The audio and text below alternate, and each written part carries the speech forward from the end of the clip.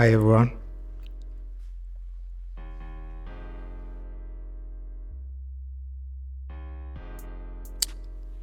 My name is Mentanius, or at least I was. I would say my name is Milton. Currently, that's my real name. Mentanius is just my stage name, and I got this name from my little brother. The time I started to do rap music. So I'm a musician, at least I was, but I'm still in love with music very much. It's just that I'm in a time in my life where I am trying to do self-discovery. I'm trying to find myself actually, But I went by the name Mentanius. I was a rapper and a music producer, a record label owner, a music video director, a filmmaker. I did a lot of stuff actually. Yeah. That's my name.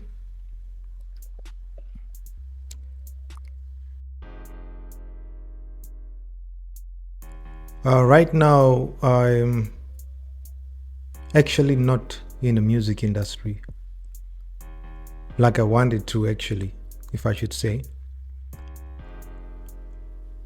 That's how far I am now. I'm outside, not inside.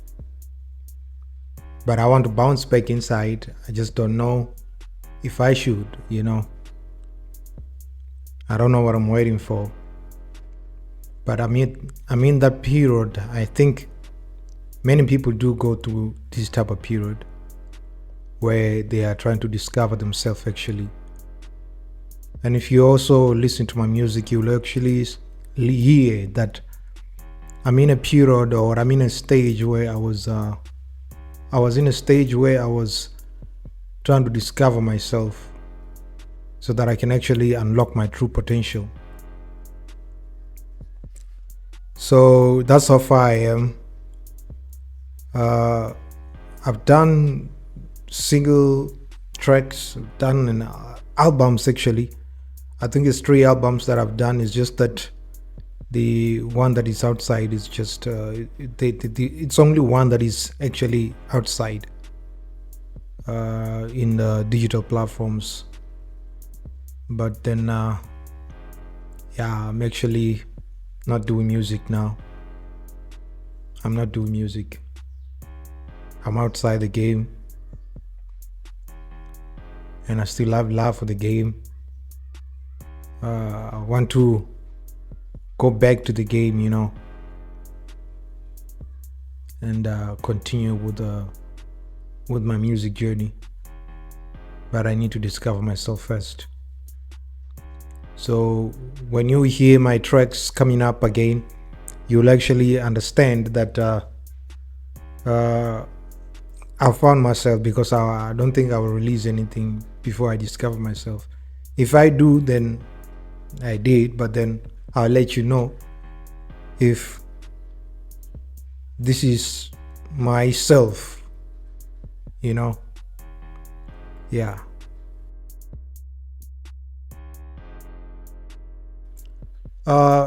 I was inspired to pursue music by my father. My father was a musician back in the days. He did reggae music. He was a huge reggae music artist, but only in the area where he was, because at that time when he was doing music, there wasn't this social media thing where one can independently push themselves to do something on their own. So, but then he had a band. yeah, the band, and they called themselves the Rampit and the First Armies. So that was the band name, Rampit and the First Armies. So they did reggae music a lot.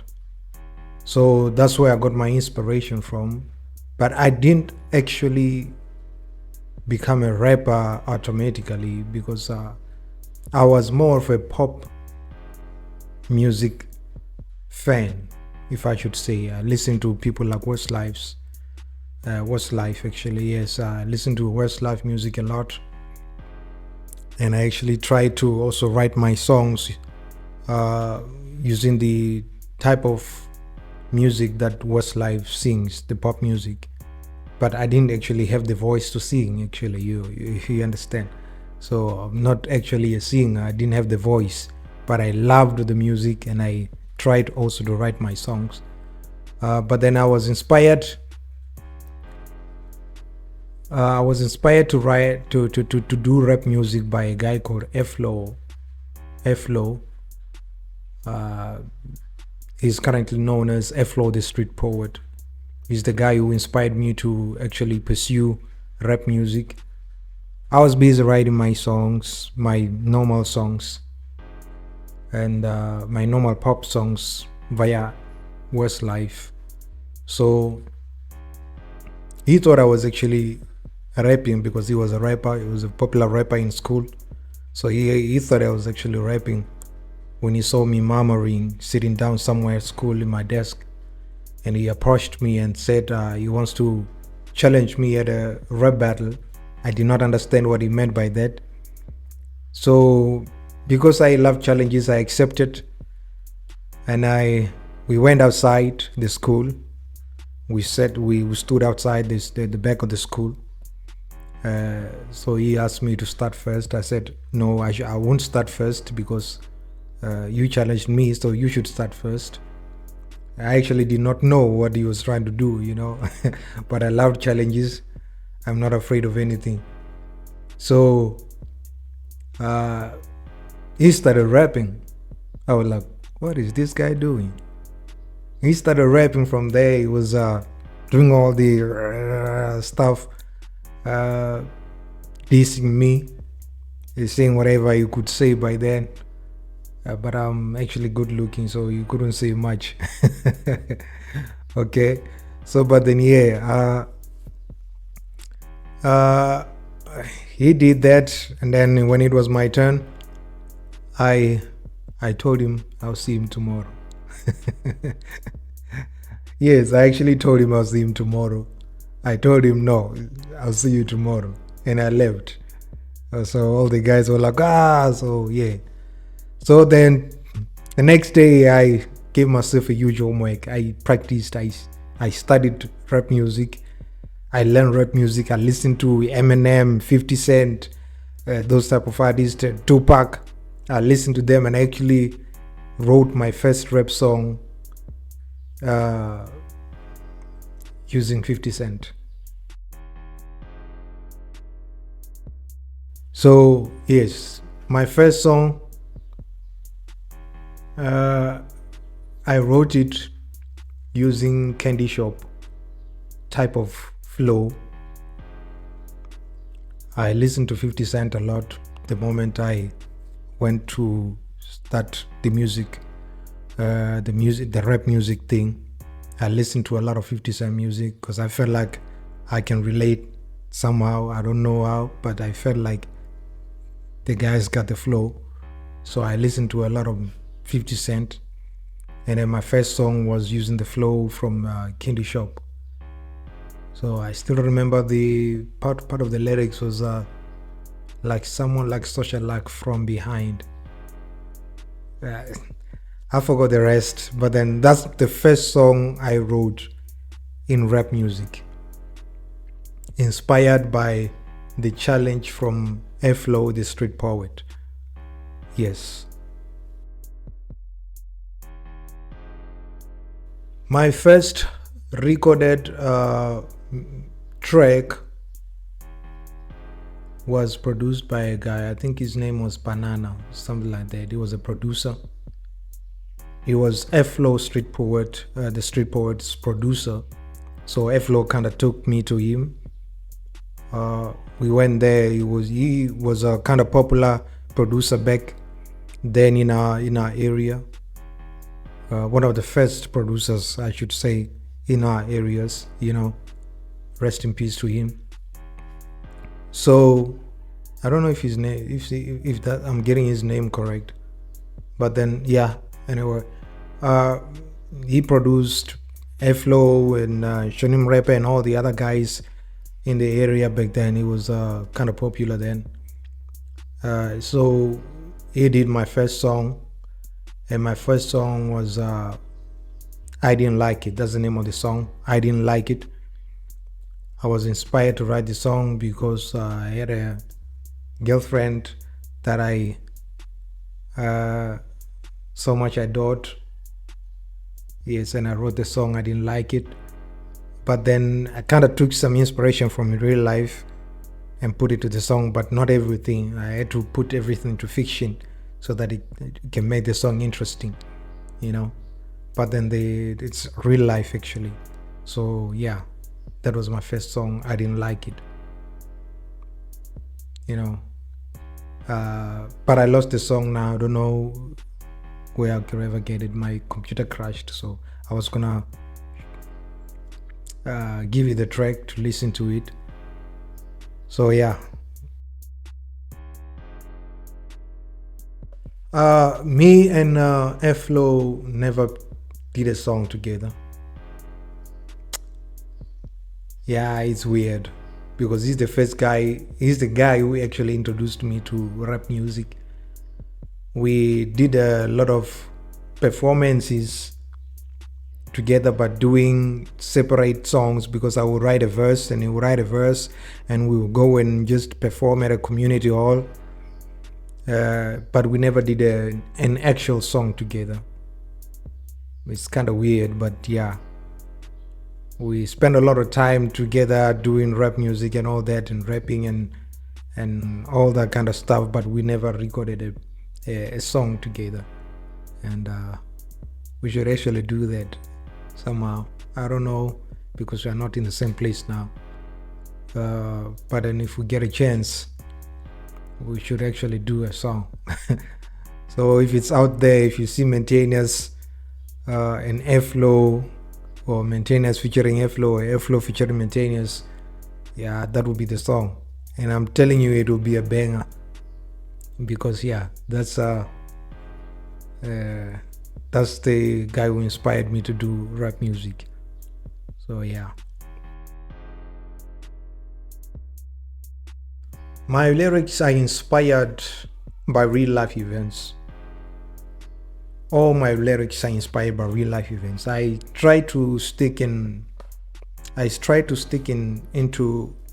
real life situations and just try to pull that out and put it in my songs. So whatever I experience in life, I kind of take that and I put it in my songs. So most of the things that you will hear in my songs are actually things that actually happened, or how I was feeling, or what I experienced, all those kind of stuff. So I took that and put it in my songs, and that's how I took inspirations to write a lot of songs which are now nowhere, and most of them are now, at least one album is out into digital platforms, because I lost all my songs when my PC crashed. So yeah, when you don't release songs professionally and something happens to your catalog, or where you put your catalog, it might just kind of shorten your career somehow, in terms of you lose all your history. I had a lot of history, so my catalog was large. I had a lot of artists and a lot of tracks, mostly underground type of tracks. So yeah, that's where I take my inspiration to write lyrics.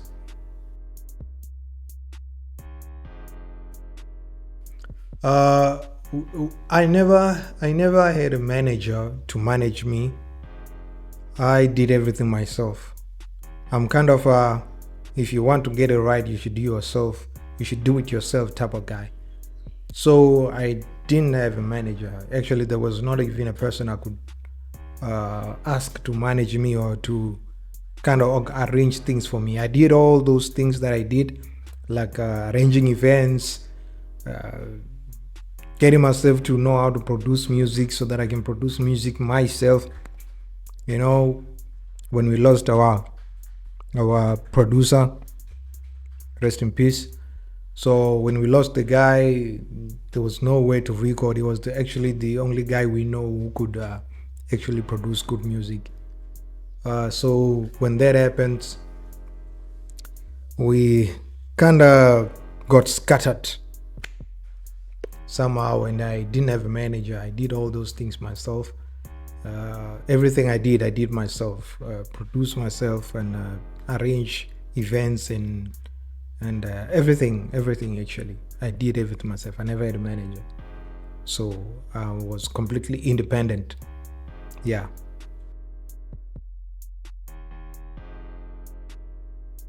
The most challenging part of my journey, I would say, is arranging events.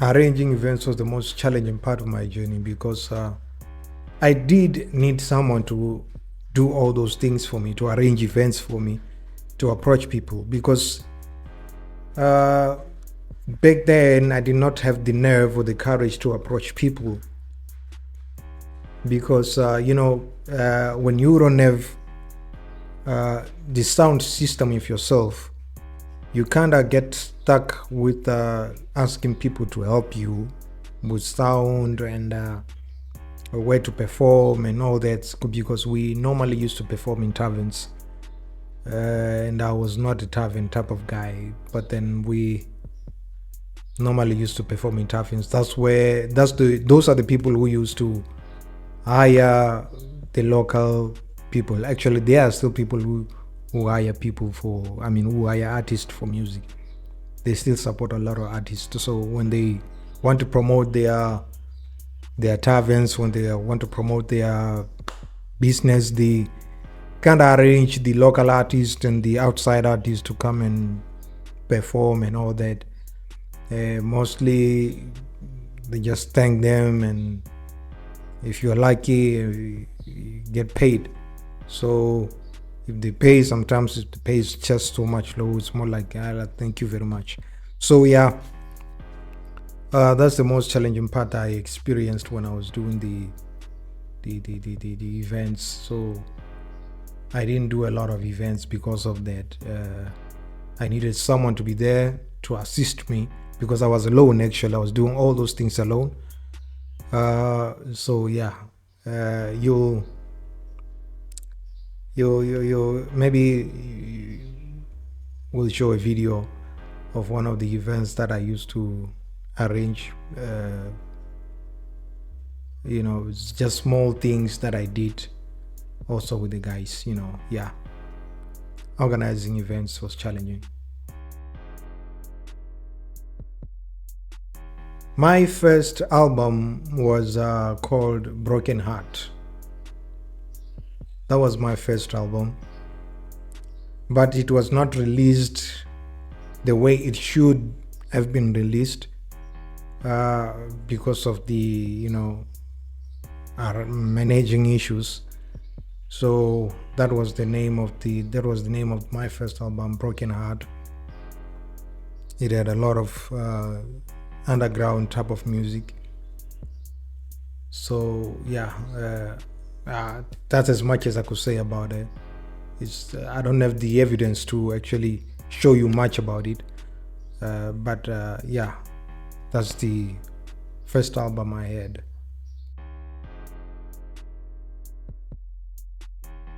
My last album is Never Die Poor. That's the last album. This is the album that's in Spotify, YouTube, and all the digital platforms. This is the album that's everywhere.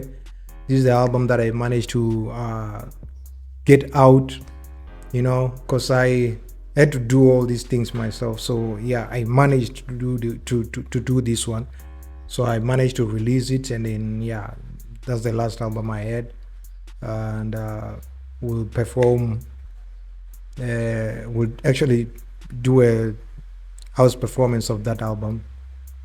Yeah, that's my last album, Never Die Poor.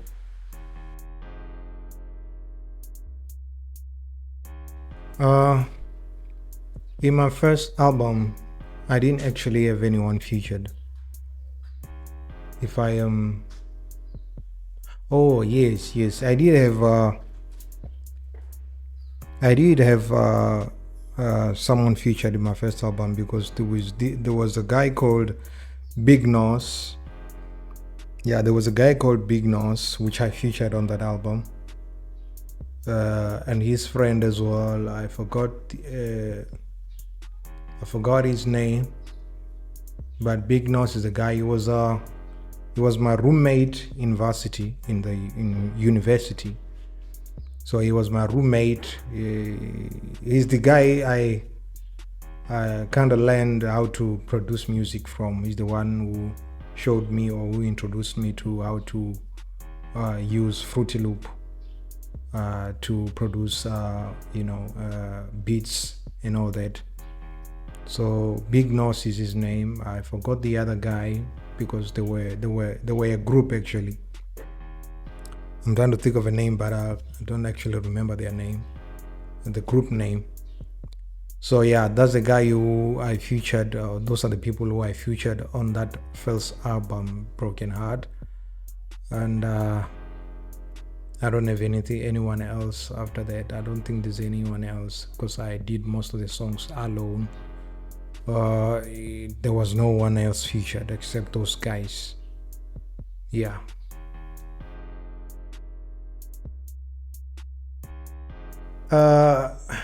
Do I plan on releasing more music? I would say yes. I do plan on releasing more music. It's just that I won't do that until I am certain that I am in the right character, because somehow it is about character. I don't want to find myself contradicting myself, because music to me is more like a vehicle I can use to express myself. Like I said, that I take inspiration from real life events. I don't like to do fiction or sing or rap fictional music, although that's good. I do that. I did do that, but then I want to discover myself, so I don't contradict who I am when I open my mouth. You understand? So that's where I am right now. I do plan on releasing more music. So yeah, when it happens, it will happen. We are all just waiting, myself included. I mean.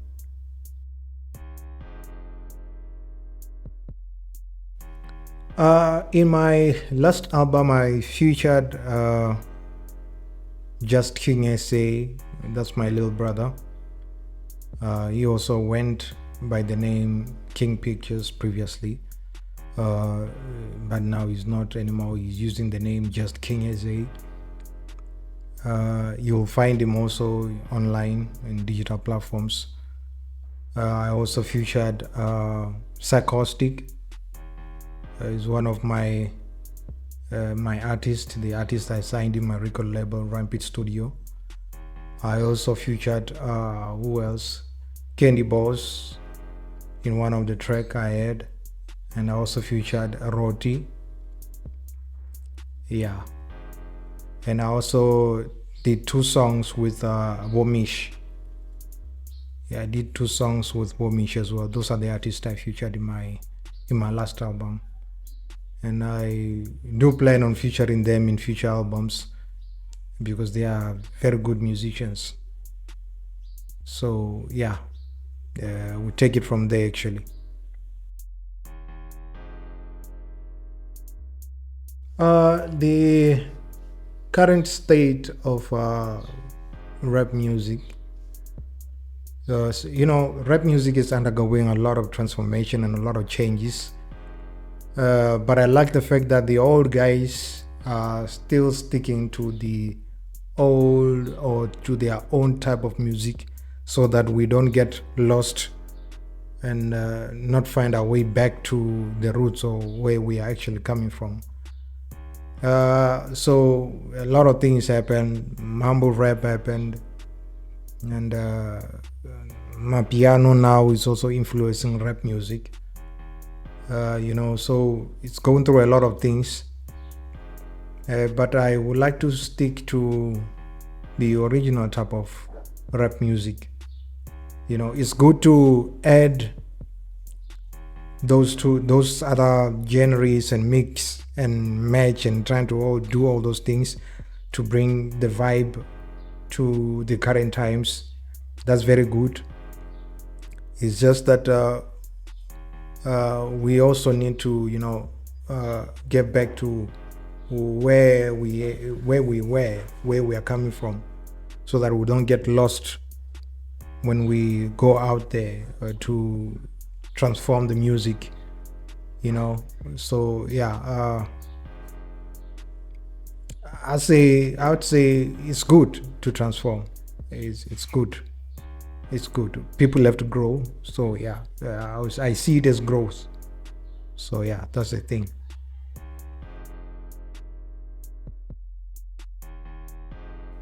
Like I said, for me to become a producer, it was influenced by a guy called Big Nos, my roommate at university. He's the one who introduced me to Fruity Loop, and I began to learn it from him. And then from then on, I began to produce myself. And from producing myself, I came back and I started a group called Goodfellas with Mjimbos, Clifordio, TF, and Sido. Yes, but then it was originally just me and Mjimbos. We did a lot of rap together. We walked by the streets rapping and doing all those stuff, and then Clifordio joined us after that, and thereafter TF joined us, and then we also had Emmanuel as well. Emmanuel also joined us. So yeah, it was a group. I started with Mjimbos, Goodfellas. So that's where I improved my recording skills, because I had to produce their music, produce myself as well, So I quantify my skills back then when I was busy producing them. And I learned a lot, did a lot of research, because I was much engaged. So yeah, that's how I became a producer.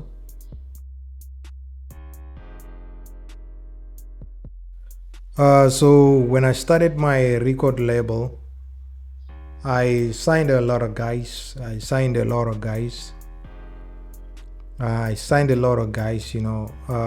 like Sarcastic, because I was working with the new producer, beatmaker actually, and a producer as well. I was working with Gift. He did Gift.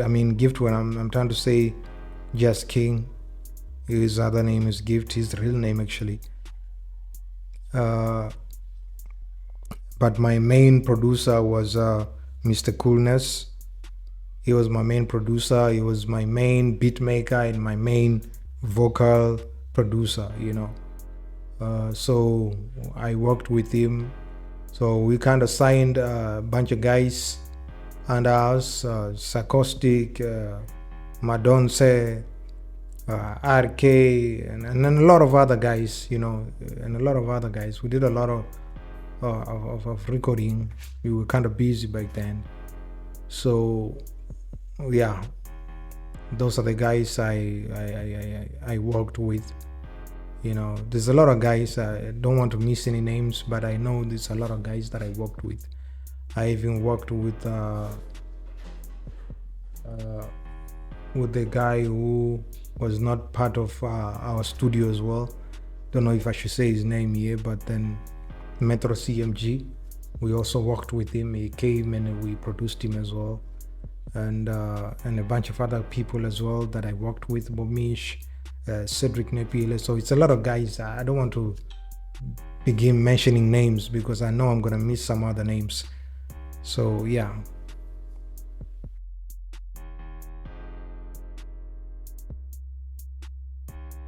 If I could advise my younger self, if I could go back and advise my younger self, I would tell my younger self to find, not actually, I would tell my younger self not to look for a manager. I would advise my younger self to be courageous, because I was not courageous in terms of arranging events. Because in SA, for an artist to become productive in terms of financial productivity, when you are using rap music or when you are using any type of music, you need to arrange events for yourself where you can get paid. I did arrange a few of those, but I was not courageous enough to actually go further. I was not courageous enough, so I kind of sat back and told myself, no, it's fine, I don't have to do this, I can just do this. I can just record and produce and release my music without going out to perform. So I'll tell my younger self to be courageous and to go out there and arrange events, to go further and meet people and connect with people, to arrange events together with them. So that's something I never did. I kind of sat back and never did that. That's what I would say to my younger self.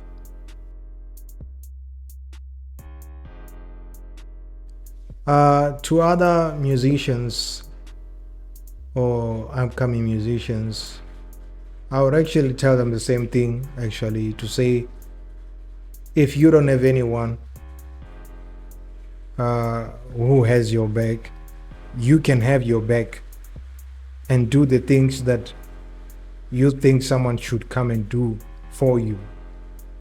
So you can get that courage and do them yourself. If you don't have the skill, a skill can always be learned. So we learn, we grow. That's what I would say. And that's what I will say. Yes. Thank you very much. Once again, my name is Mentanius. At least I was. Or at least I will be. I don't know. Maybe I will be. But I went by the name Mentanius in the music industry. But my real name is Milton. I'm a producer, I'm a filmmaker, I'm a rapper. So I'm in a journey where I'm trying to discover myself. Once I am done doing that, then I'm gonna come out again and produce my music and give you good music. And it will be good music because I want to give you something which I know I feel for myself, because I take inspiration from real life and put into music to kind of express myself through music. So yeah, you should expect something from me. You can check me on Facebook. It's Mentanius, that's my page on Facebook. You can also check me on Spotify, search Mentanius. You can check on YouTube, search Mentanius. So if you just Google Mentanius, you will get me, you will find me. So yeah, you will find me if you just Google Mentanius, and you will get my songs as well. So yeah, expect something from me, and it will be good. Thank you for hosting me, and thank you for listening to me. And I kindly will ask you to subscribe to this channel so that the channel may grow. I'm expecting interviews from other artists as well. So yeah, thank you very much. Don't forget to like the video and comment, say something. We'll chat. Thank you very much for hosting me.